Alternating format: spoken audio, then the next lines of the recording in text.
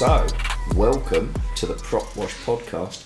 Chris Zaldain! Yeah, I made it. Yeah, finally. We've been dragging this guy around trying to get him here, and he has been so busy. So you are here in the Netherlands, fishing WPC with Dustin Schoen. Mm-hmm.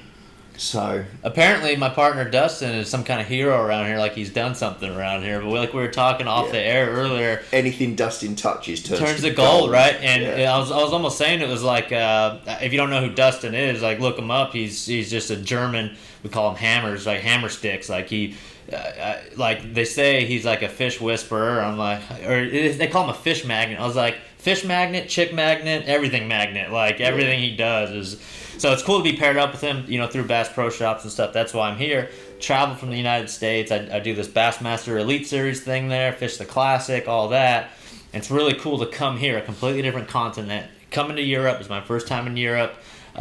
Same type of weather we have in the United States. And today, as we do this podcast, awesome podcast, by the way, Matt, really cool. As we do this podcast, we're really waiting to hear word on whether or not we're going day one of the WPC. But everything's awesome. Everything's the same competition-wise. You guys are just as competitive, do just as much research. Your electronics, whether whether you're looking at them forward-facing sonar, you run the rants, or you're just casting at the bank, you guys are just as competitive as we are in the States. Yeah, and I think the people that spend more time learning this equipment, like Jan, he can just pick it apart absolutely so man. Well. And if you don't move with that technology, you just fall behind. Absolutely, that's a good point, Matt. So whether you're running Active Target or any of the other ones, it seems like in the States right now, and this is no joke, dude, like out of the 10 tournaments we fish, 5, maybe 6 of them are all won with either Active Target or forward-facing sonar, period. And who know? And we're only on what? Fair to say, like maybe on year number 4-ish of this new era of fishing forward-facing sonar. How about another 4 years from now? Another 4 years after that? Out of those 10 tournaments, 10 out of the 10 will be won with forward-facing. And that's just kind of that transition we're in. Yeah. If you get stuck in your old ways, you're done. Yeah, I think I've spoken to some of the tech guys at Lowrance, and they're like, in 5 years' time, this is going to be like watching Tom and Jerry the standard. On the telly. It's the standard. It's going to be. Yeah, it's crazy. Crazy. So let's go back, because in the podcast I like to sort of find out a little bit about the individual people. Yep. So how did you get into fishing? Yeah. So what's weird is I grew up, I have 2 brothers. I grew up in California in the United States, so awesome weather, economy's great. I grew up in they call it Silicon Valley, which is the tech industry. Apple and Amazon's and the big tech companies all kind of work in that Silicon Valley area of California. And fishing, what is fishing in California? Out in Texas, it's big. Florida, it's big. Tennessee, Alabama, big time fishermen over there. But where I grew up in this kind of tech world, West Coast, fishing wasn't that big. And we have highways that are 8 miles or 8 lanes wide. Yeah. And I remember being in traffic, towing my bass boat. When I was 18 years old, I won a bass boat in a tournament, so I used that bass boat to kind of propel my career. But I was just driving along. I remember driving along and seeing 7 lanes of traffic, and people would look at me, honk at me with a bass boat, and it was just like, man, I don't belong out here. And but fast forward, going back in time, I would always be just out. I just love nature, like these little grebes out here on the marina. Yeah. Like I just like watching the little grebes with the little babies. I just like seeing how food chains. It's so weird, right?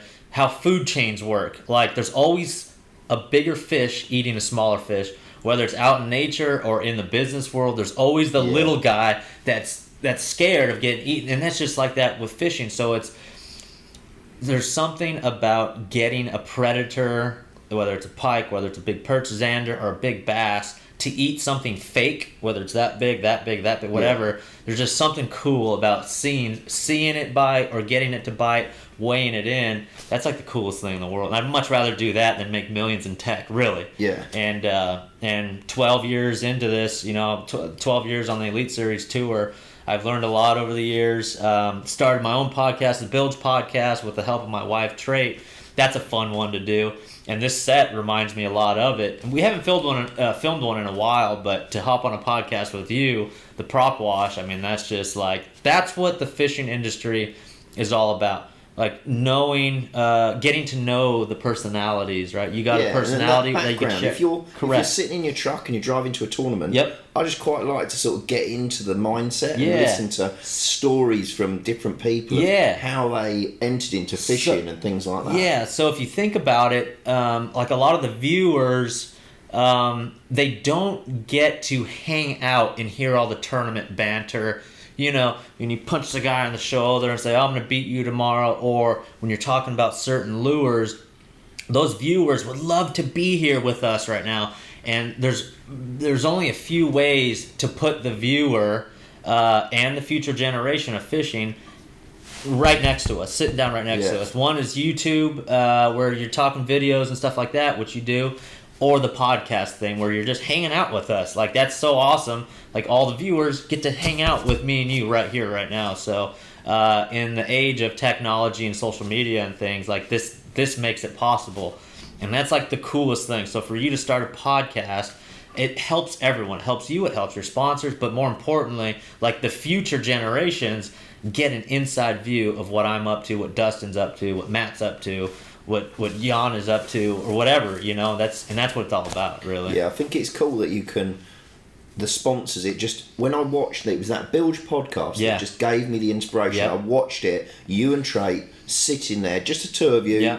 Johnny was editing. You were sitting there and you're just talking about sponsorship changes, and that you'd come away from ski to Yamaha, and you'd gone into Nitro Mercury with Bass Pro Shops, and it was just such a huge thing. But the way that Trey broke it down and explained the value, it was light bulb for me. And I was like, I've got to start a podcast. And it almost takes a woman to like, and this is with anything, to explain that, because me, as a male in a male-dominated sport, or just a fisherman in general, I tunnel vision, fishing, trophies, big money. Okay, my job is XYZ, but I don't do a good job at explaining like the big picture. And it's almost like a woman like comes in and it helps explain it. She doesn't. You sit there and you talk and you go, I'm going to talk about this media partnership. She's a hammer, man. She tore you straight down. She's like, well, what do you mean? I don't agree with you. Exactly. Whoa, and not only me, but the guests too, right? Because we have guests that also fish the Elite Series. She put some tricky questions. Absolutely. I call it. We have a saying in the States. It's like we play good cop, bad cop, right? So when you're interrogating somebody, there's always a good cop and a bad cop to figure out what happened. So I ask all the easy questions. I'm the good cop, and then the bad cop steps in, but it gives you a whole different perspective, right? I know you want. I'm sure you would love to ask me questions that maybe we wouldn't talk about on air. But if Trey was sitting here, she would ask me straight up, okay, so it's blowing 50 miles an hour out, okay, what should the tournament directors do? Tell me why the tournament directors should cancel this, how much money is invested by each and every angler. She wants us to talk about stuff like that, right? That's what we want to know. Yeah, like the elephant in the room. Correct.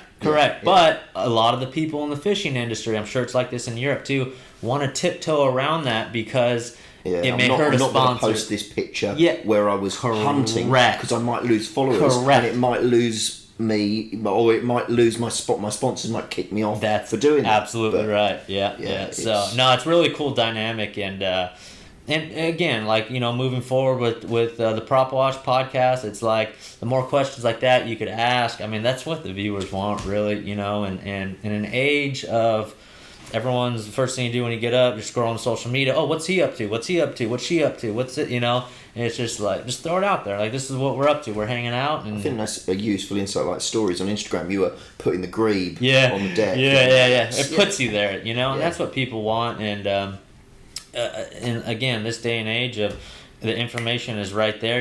That's what people want. That's what they're hungry for, right?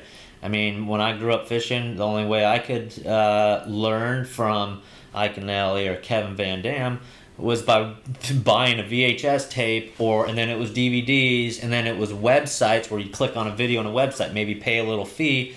Now all the information is free. It's up to the guy providing the information to to put it out there, because it'll get consumed. It's just up to you to put in the work. Yeah. And that's what you said.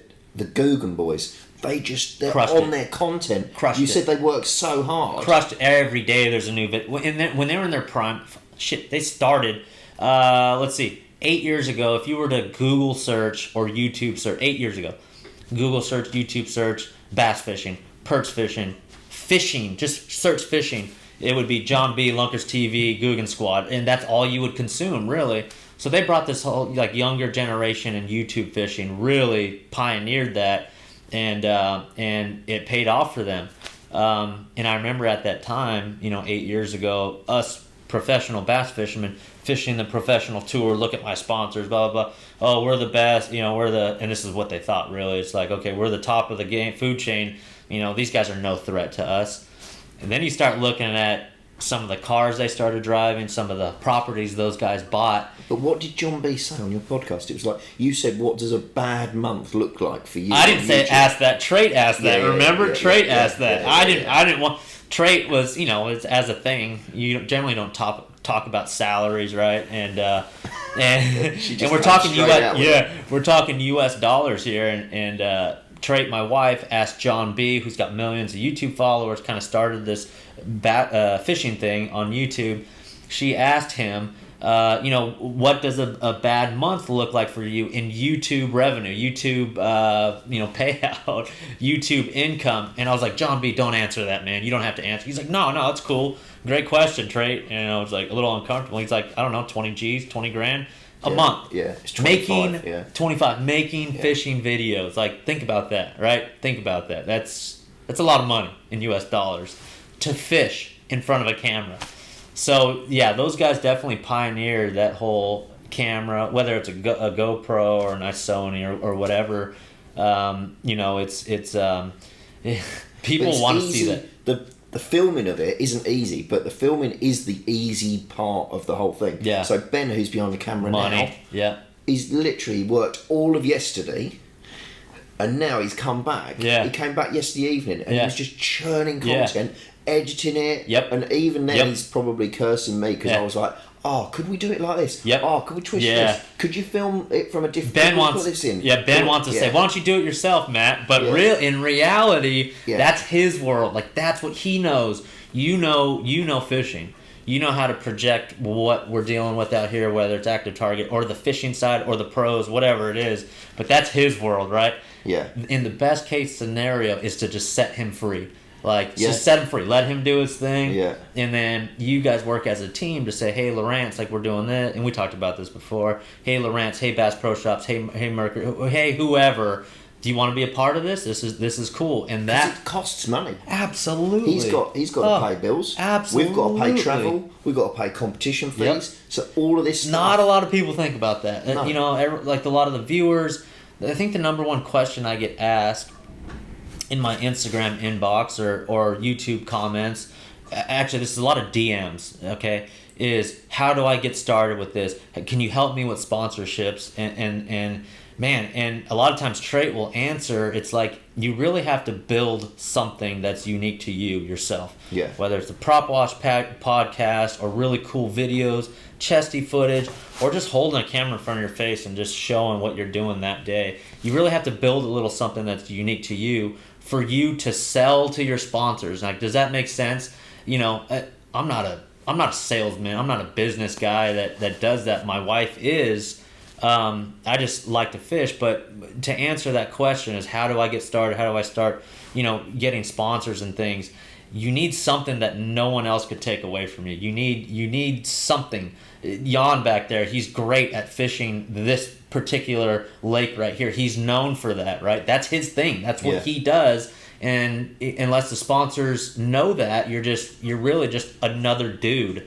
Like, you got to find something that's unique to you. So what I did was like the swim bait thing. I love showing and teaching people swim bait stuff, how to catch bass, and talk about things like that. So if you're out there and you want to know how to get sponsors, find something that you're passionate about and let the sponsors come to you, if that makes sense. Work on you and your stuff. But also don't be afraid to move away from sponsors. You can find good sponsors. You've had some mega sponsors. For example, Megabass. But when you look at Megabass as a brand, they produce some really top quality gear. However, there is obviously an issue with marketing partnerships with Megabass, because Aaron Martins, God rest his soul, he was an absolute hammer. And he just moved to a brand that was hardly even known. But it obviously worked for him. You were with Megabass. Edwin Evers, myself, Aaron Martins, and that's one of those things where, like, man, when I left, we did a podcast on that, and we talked about that. When I left there, a lot of people like wrote me almost pissed, just hated it. Like, why would you leave Megabass? Like, I see some Megabass equipment in this corner of this room, picking it up. I was like, oh, this brings back memories. Fantastic product. But as you move from Europe to the United States to Japan, their marketing strategies are different. And if they don't align in what you want to do, then it doesn't make sense, So it didn't align with Aaron after 15 plus years. It didn't align with me after 7 plus years. So it's somewhat of a money thing, somewhat. I think those people, they're looking at it and they're saying, and you're getting messages going, why did you leave Megabass? It's like, because they look at it and they just think, product. I would love to get free Megabass rods and free Megabass, and that's not what it's about. It's bigger than that. It's so much bigger than that. It has to work for you. It has to work for your family. And it has to work for your team. Whether it's Ben behind the camera, Jan, who I fish with in a lot of tournaments. We need those sponsors that are going to say to us, right, we're backing you 100%. We want you to fish this tournament, we're going to pick up the tab. We want you to fish this tournament, we're going to pick up the fuel bill. We're going to sort your accommodation. We're going to, all of those things. And if that is somebody that's a tiny little brand and they've got that faith and they can put it in you, but they're only going to put that faith in you if they see content like this and podcasts and YouTube movies and people follow you. You have to be an influencer. Yes, that's it. And that influencer term, I don't really like it, but that's really what you are. You're influencing people's opinions on that product or your style of fishing. You're influencing them, right? And to companies, that's the purest form of marketing, right? I mean, that's what it is. It's not like a buy this Megabass, whatever Valkyrie because X, Y, and Z or whatever. It's more of that backside influence. Like, okay, I just caught a 7-pound largemouth on this chatterbait rod, and then people start asking, like, okay, what rod was that? Why did it bend so nice like that? That's subtle marketing. Yeah, it's subtle. It's right. It's on the backside. Yeah. So. But those sponsors and companies know that. So if you're able to bring that to viewers and things, that's just way more powerful than buy this because it's the best. You see that in the U.S. all the time. That's bullshit. All these different rod companies and all these different pros. This X, Y, and Z rod is so good because it's my favorite. Oh, that doesn't do anything for me. Show me why that rod bend and catching sick fish and slow fish jumps and all that stuff. It's just different. It's something different. Yeah. And just like with bass fishing tournaments, when you can show a fish something different, like a big swim bait or a chatterbait clean through the grass, that's when you get the bites. When you could show a sponsor something different, stand out, something that stands out, you win. I was fishing somewhere that you'll know. I was fishing Berryessa. Yeah. And the guy that we were fishing with was Oliver Nye. Yep. And he was like, obviously, big Megabass man. Yep. Left Megabass. Yep. He did too, yep. He left them. And he was joking with my buddy Andy, who was fishing in the back of the boat. And Andy was chucking a Vision 110. Yep. And he said, I stopped throwing those in the 80s, dude.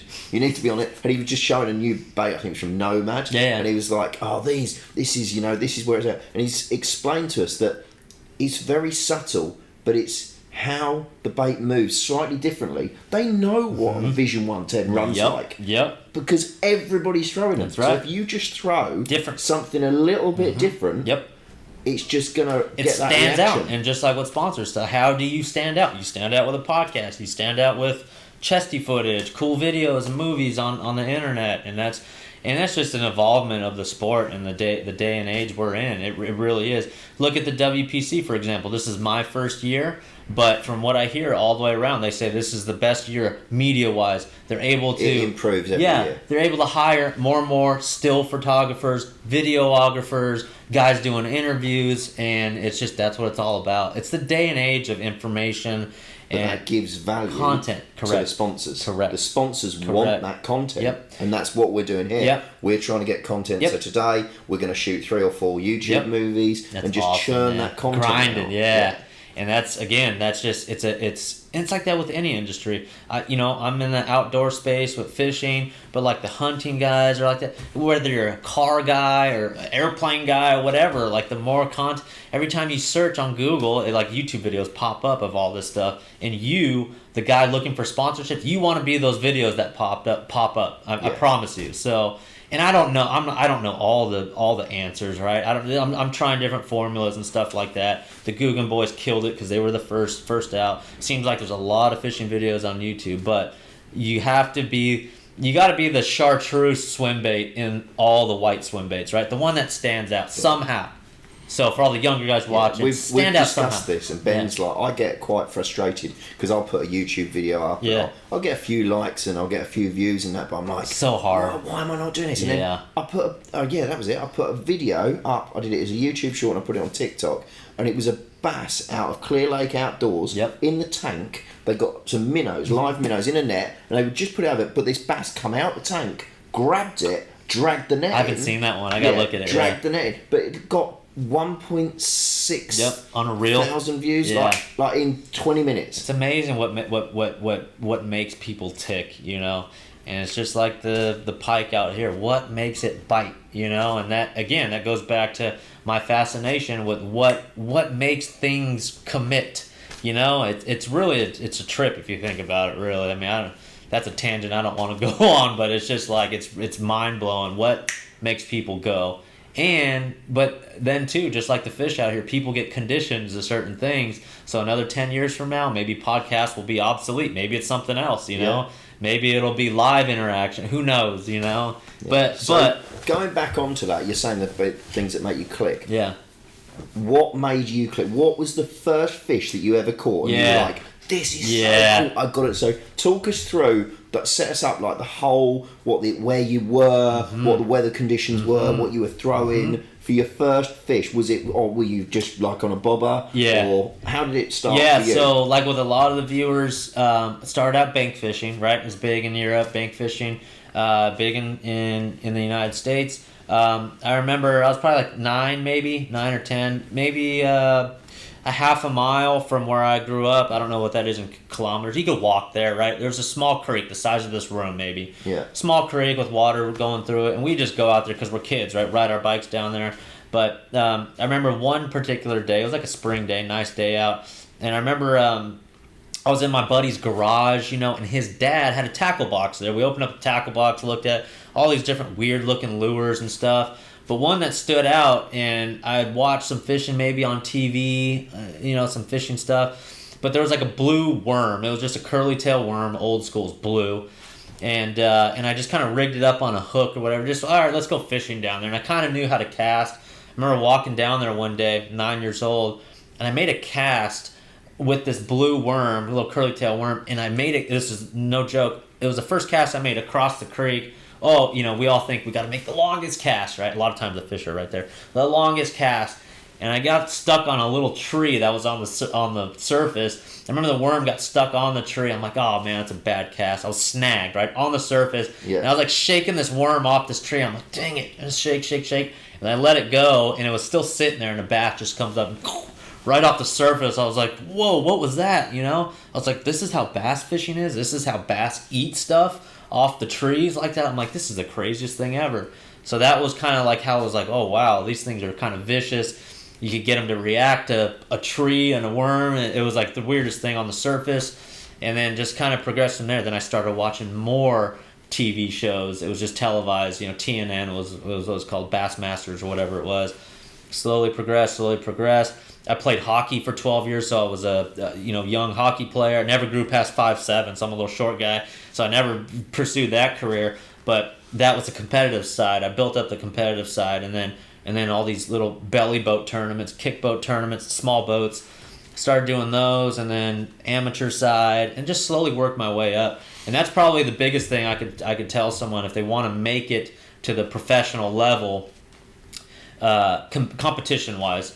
It's take it one step at a time. Gotta take it one step at a time. You'll know when you're ready for the next level competition when you start to see your name in the top, the top 20% or so. Once you consistently get there, ready for the next level, ready for the next level, ready for the next level, and all of a sudden I'm on the Elite Series, and 5 years later, or whatever it was, not 5 years, 9 plus, 18 years, 9 years later, I was ready for the circuit. So, but that little thing, that little worm on the surface, just made it click. Okay, I'm passionate about this. From this point on, let's pursue this career. So then it was what, weekend tournaments? Yep, weekend tournaments. So from there, it was the belly boats. You do evening tournaments, don't you? Some. Those are available all over the country, which is good, for US. But yeah, it was just a lot of bank fishing, and then these small belly boat tournaments. But it was a single man belly boat, single man this. So I did some team tournaments, but it was always single man because I didn't want to have to blame it on my partner Matt. You know what I mean? You know what I mean? Like it's Yanis to do that all the time. Yeah. Team tournaments are great, and you learn a lot from each other. You learn a lot from him, I'm sure. Oh, he learns active target and things from you, whatever. And but I always wanted it myself, because there's no one else to blame, and it really just makes you sharper as an individual. Yeah. Because I knew at the end of the day, this professional fishing thing, it's just only you. It's you and your. You can depend on yourself. Yes, you it's don't you have to worry about anybody inside else. your 21-foot nitro. Or I was with Skeeter for 11 years, and then we did the nitro Bass Pro thing, which I'm happy. Awesome move. That's why I'm here. But it's all on you. Like that's what's cool about this sport: golf, tennis, ping pong, badminton, whatever. Single sport. You cannot blame it on Jan, right? Right? It's all on you. Like, and the more money, the more money you spend, the more effort you put out, the better off you're going to be. Yeah. And that's with anything, right? Anything. If you're a CEO that just sits on the couch all day and scrolls through Instagram watching fishing videos, like your business is going to suffer, and the people below you are going to suffer. Same thing with fishing. Yeah, and the brands. Yep, exactly. So that went to belly boat tournaments. When did you get your first bass boat? You say you won it in a tournament. Yeah. When I was 18. Was that a belly boat tournament? No, it was an amateur side. So okay. We have these things where it's called a pro-am, just like golf pro-ams, where you're paired with a professional and you enter as an amateur. It's like at the time it was $500, $600. You pay the entry fee, and you're fishing right in the back seat of a pro's boat. And he's catching his own fish. I'm catching my own fish. There's a pro side. There's an amateur side. So on the amateur side, in 2009 or 2010, at Clear Lake, Northern California, I got first place, and it was a Triton, 18.5-foot Triton. Nice. Kind of like same as the prize, yeah. Yeah, it is. No, matter of fact, it was an 18.5-footer. This one's a 17.5-footer, but in Europe, things are just a little bit smaller. I was staying all week. The trailers are smaller. The boats are a little smaller. The roads are a little bit thinner in Europe. Definitely. But the fish are bigger, especially these species. The fish are bigger. So that gave you. So you won that tournament. Yep. Got the boat. Yep. And then where was that sort of? Right, I'm going to go. Yeah. Were you still playing hockey at that stage? Yeah, a little bit. Yeah, a little bit of hockey out there. Just traveling hockey. How were you making your money? Yeah, traveling hockey. I worked at a tackle store, learn the industry there, small tackle store. Loved playing with the lures and stuff like that. But then I got a job. I got a job in the Silicon Valley, and I was just a little gopher. Go for this, go for that, for these engineers in the Silicon Valley. But it allowed me to make, I don't know, 70 or 80K. It was a lot of money at that time when I just want a boat. I'm paying for the insurance, I'm paying for the gas, I'm paying for the truck to tow it. Just working my butt off just so I could fish Friday, Saturday, Sunday. I was working Monday, Tuesday, Wednesday, Thursday, 12-hour days. So 12 hours for 4 days, long work week, and then Friday, Saturday, Sunday I was able to fish, build up my techniques, build up the swim bait thing, build up my chatterbaits, my jerk baits, flipping. We had it all out there in California. You build all that stuff out, and then when you're in that environment, you hear about these tournaments that go on, And then you build up the courage to, oh, okay, so I'll pay my $1,500 US to enter these tournaments, and let's just see where I end up. Yeah, I had a lot of bottom finishes, but then you slowly... Again, I like to know what makes... I want to know why those same 3 guys in California were always in the top 3. And then every now and then I'd run into him on the lake and be like, oh man, he's fishing that point. Why is he... Why, you know... And then later, after the tournament, you maybe go fish that point. You know, it's not really poaching someone. It's like learning. You're spending your own money to just kind of learn and observe what's going on. And replicate what they're doing. Yes, it is. And you look up to those guys. And it's the same thing as the kids nowadays. They look up to us, and we're able to show it, you know, and you don't have to be there. But you, as a person, you're working on it yourself, right? Again, you're investing the time, you're investing the money to work on it. It's just like a baseball player working on his swing all the time, or a pitcher working on his throw. So you just, all those little things, you know, we talked about Dustin, very successful guy in Germany, bait company, and tournament wins and all that. It's all the little things that add up. If you know, it's like cliche, but if you wake up and say, I want to be better than yesterday at fishing, then what do? You work on it. There's no other way. It's not going to come to you natural. It's something maybe 0.0001% of the pros just have it naturally, and that's like nothing. You have to work your ass off, you know, to collect trophies. And even then, like, I only have a couple trophies in 12 years I was doing this. And like you look at some of the other guys, Wheeler stacking trophies, Polinick, Van Dam's got so many trophies, win. And that is just a whole nother level itself. But they all have one thing in common, and that's hard work. Yeah. So, at what point did you decide to go on to the Bass Pro Tour? What was the sort of mood? And had you met Trait by then? Yeah. I know you met. I know how you met. Yeah, Trait. yeah. Trait used to. Who was the really old? No, who was the really old guy in the tournament that Trait fancied?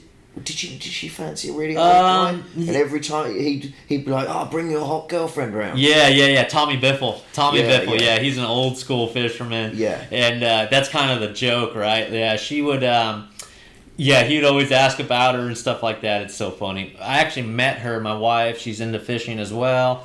She was in finance, and this really all makes sense now. She was in the finance world, so it's a really fast-paced way of living. She was trading big money. She worked at a finance firm out of Dallas, Texas.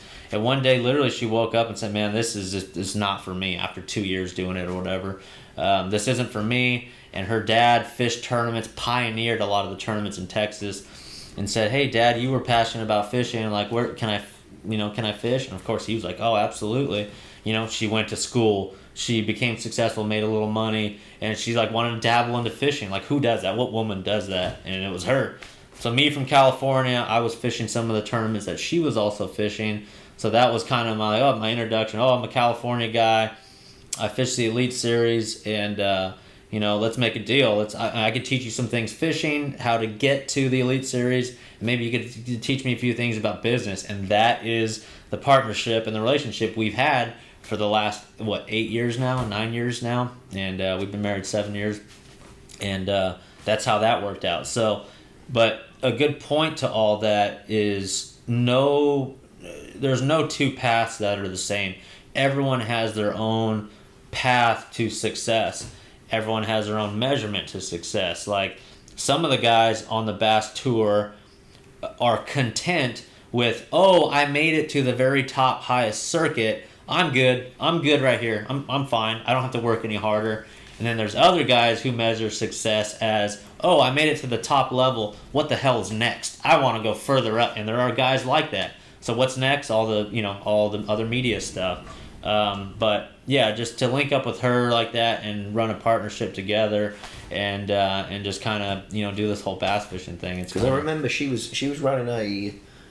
Gambler bass boat. Was it a Gambler? A pink boat as well. Yep. Pink with the Trocar. I remember that. Yeah.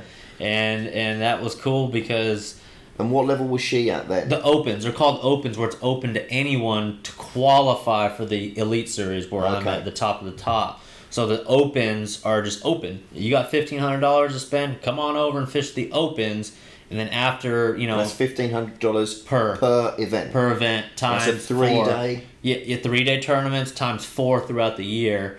and the point system, only the top three make it to the Elite Series for the next year. So and there's like 200 dudes. There's 199 dudes and one girl, at the time, to make it to the Elite Series. And I was already on the Elite Series at that time. So how did you get to the Elite Series though? What were your wins? I also fished the Opens. So the Opens, and you're saying you had to get 40 points. But so it's 4 Opens. Yep.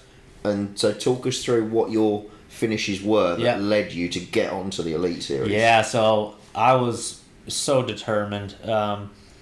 Learned how to fish, won that bass boat. In like the 07, 08, 09, 10, it took me about 4 years to really learn my Triton bass boat, learn my, side scan electronics and things like that. So 4 years of just learning fishing locally. And then on that fish... And this was still 4 days a week fishing, 4 days a week? Yep, correct. Sorry, 4 days working and then the 3 days fishing. Correct. Learning. And then I decided to fish the Bass Opens. Again, it's the qualifiers. And it takes you a whole year to qualify. Some people, it takes 2, 3, 4, 5 years to qualify. I was able to do it in 1 year. And 200 guys in each Open. And this was 2011. But I would travel from California. I was still working at the time. I got the time off. I would tow my boat from California to Texas and back, California to Springfield, Missouri and back, California to Oklahoma and back. And that was 3 tournaments that year, and I finished, literally 26-hour drive one way and back to my job, 23 hours back to my job, and then 20 hours back to my job. So there's 3 tournaments that year. And with 20-something hours of drive time, driving from California to Texas, and I had no mates with me, right? It was just myself, no one, just focused on getting the job done. And I finished 3rd in this tournament, 2nd in this tournament, and 17th in this tournament. And I became 1st overall out of all 3 of those tournaments. And they called them Central Opens, so Central United States. Yeah.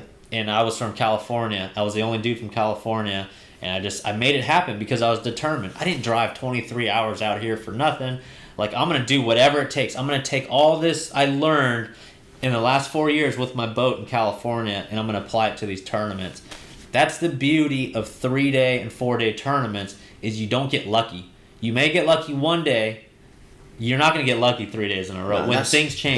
That's how the people here, how they win. It's that consistency. Yep. You've got to be consistently good, because you can bum out one day and that's it. It's blown away. And it's always, you've got to fill your card. Yep. Your hand's always banged on at me. You've got to fill your card. You have to. You can't have any zeros on that card. No. It has to be filled. That is the aim. I mean, people do win it without having, but only because the rest of the field also slip. Yep. So the top people slip. So it's just literally like a landslide. Yep. Because everybody else falls. Like trying to fish in these conditions. Mm-hmm. It's going to be the same for everybody. It's the little battles that win the war, right? It's the little things. It's that one perch to fill your 3-limit perch. It's that one little thing. Or out here when I learned in California, it's that one drop shot technique that I applied to the Opens to qualify. That drop shot technique, that flipping technique, that punching technique, and those are the 3 things I used in that particular year. But it's those little things I learned over here. At the time, I didn't realize what I was learning, but I applied all that to this to make it to this right here, right? So it's it's those little things that just try to be better every day. Try to fill that card or whatever. It's the little things that amount to a whole lot. Like Ben, all these little videos that he's cutting that amount to this giant collection of videos, right? And there's just a library of things that he owns, that you own, right? No one can take that from you. Yeah, it's just the content. Yep. So you've been on the elites now 7 years. Shit, man, this is year 12 for me. Yeah, so 11 years with Skeeter Yamaha and then 1 year with Nitro Mercury. Yeah. So what are you thinking for the future? What plans have you got? Have you got anything exciting in the pipeline? What are you doing? You're going to do more stuff in Europe, maybe? I would love to, dude. I'd love to come out to the UK. This has really opened my eyes to man, not only does Kimberly Ebby over there at Nitro Bass Pro, White River Marine Group, she ships boats out here, and it's really opened my eyes to just how. I mean, let's face it. So American fishing, that's like the top, right? And I know that because Sebastian, that took me out from Rhineland Marine, he watches everything we do. A lot of the people in Europe watch a lot of the things we do. It's almost like we set the bar for what pro fishing is, Literally, right? if we come back off the water, we will sit in here, kick back, see who did what. No, literally, you've got the Bass Pro Tier on, or you're checking. Yep. You're not on Bass Tracker because you don't have that, but we're checking the results and then chatting about it in the evenings. Oh, Zaldain's done this. Or, so and so's done this. Did you see that? Brandon's done this. So we're in our bubble up here, which the bubble is on top, but all these little, all the not little. I mean, this is big out here. All these different tournament organizations and all these fishermen that have that same passion. Like, what if the whole world was like that bubble? That would be freaking amazing. But it takes a lot of hard work from a lot of different people to put that together. The Elite Series, the Bass Pro Tour, that doesn't happen overnight, right? So we've created something really cool out in the United States. I'm honored to be a part of it. But to your question, what is next? Definitely the international stuff. Like, this is so eye-opening right here. You guys are just as passionate, if not more, than we are out there. We just have a little more opportunity to be a part of giving someone the opportunity out here just by showing up like this, or participating more in the future, or Kimberly sending more boats out here to get it more popular. That'd be awesome to be a part of that. I think doing something like an angler's exchange program. That'd be awesome. That'd be cool. That would be cool. Just like learning in school. Brandon did it with one of the Japanese guys. Yes. One of the Japanese guys came out. He showed him the ropes. Yep. And filmed it all. Yeah, because there's some Japanese guys on the tour still, isn't there? There still are, yeah. And more coming, too. Yeah. Because it's just as huge out there. There's one kid right now who's just amazing. He threw that little... I don't know if you saw. It's like a... He kind of made it famous. It's like a little lure. It looks like a little sugar cube. Tiny little sugar cube with legs on it. And, like, people were like, what the heck is that thing? He finished, like, second or third in a tournament on it. He doesn't speak a lick of English, so it doesn't matter what language you speak. We still love fishing, It's crazy. Yeah, that is mad. That is, insane. Yeah. So, I think you should maybe come over to Sweden. Yeah. Mojo Boats. That's awesome. One of the big importers. Yeah. That's where I know Kim from. Oh, really? So, okay. Kim that's that hat you showed me. That hat's pretty sick. Yeah, we're going to do that. That logo's badass. Mate, I thought this one. Yeah. That's so like cool. So the woodland camo. Yeah. Because you're so big and sick. I'd messaged you. We had some comments on, I think, in a YouTube video. Don't know what you had a pair of New Balance. That had that camo on them. Yeah. I've tried to track them down. Oh, but I cannot find them. Yeah. Trade order those, of course. Yeah. Nice. What I want to do is I want you to sign the bill of this, sign the bill of a few hats, and then we're gonna. I don't know what we're gonna do, but we'll do give them something. away. Give them away. Yeah. That's what I want to do. How about you comment? Have them comment. Let's see. How do you come up with something cool?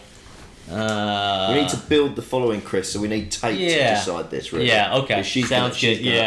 She'll decide what we need to do. But we'll do something like we're going to stick this on YouTube. So just best comment for what should we say? Best comment for how I move forward. Maybe. There you go. How sure. or what we're going to do. But I want to come and fish with you in Texas. But we'll sign a couple of the hats, and then we can best comment down below on, I don't know, what should we say? We need something that's gonna have Ben choose it. Yeah. Cameraman Ben is gonna put some sort of strap line at the end of this video and say, right, this is what you got to do to win the hat. Yeah, there you go. Right. Sign How about these you? hats, So comment down below. I'll say it right now. Comment down below. Give me an example of how you improved your fishing, how you became a better fisherman than yesterday. How about that? Just an example, I don't know, my casting was better. And then Ben will choose which one he thinks will be the most successful. Yeah. How about that? Just comment. Just say, hey, how were you better than yesterday? Boom, done. Yeah. And you can get this hat. I might keep this one for myself, but that hat. We'll do the Lowrance one. I'm kidding. I'm going to sign them all. Yeah. That's awesome, dude. Very cool. All right, I'll sign this off there. Good deal. Perfect. Right, I think what we've been on here for now, we're rounding it up, 45 minutes. That's You're a busy perfect. man. That's perfect. Yeah, You're a busy man. I really appreciate your time that you've given to me.